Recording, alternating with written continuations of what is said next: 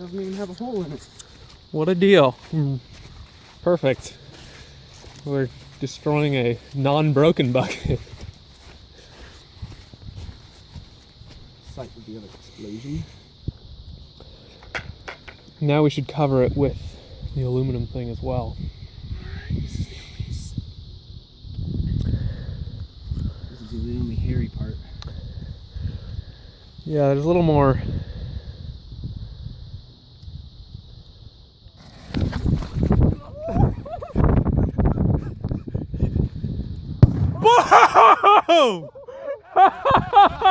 Whoa!